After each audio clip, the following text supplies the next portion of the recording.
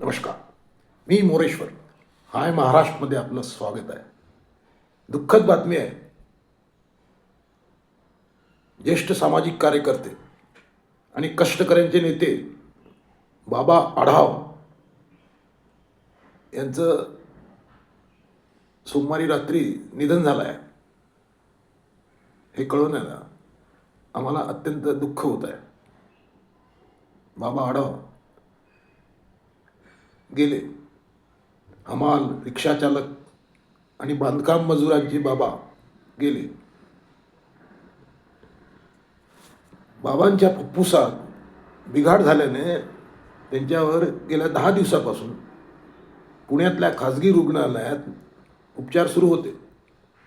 श्वास घेण्यास त्रास होत असल्याने त्यांना कृत्रिम श्वसन यंत्रणेवर ठेवण्यात आले होते. मात्र वयोमानामुळे त्यांची प्रकृती उपचारांना पुरेसा प्रतिसाद देत नव्हती.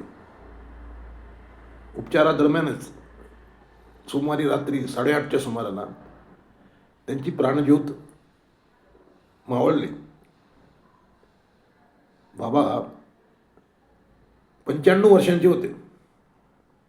त्यांच्या मागे पत्नी शीला आढाव, असीम आणि अंबर हे 2 मुलं, सुना, नातवंड असा बरगच्च परिवार आहे. आज संध्याकाळी पुण्यामध्ये वैकुंठ स्मशानभूमीत कोणतेही धार्मिक विधी न करता त्यांच्यावर अंत्यसंस्कार होतील. बाबांना श्रद्धांजली.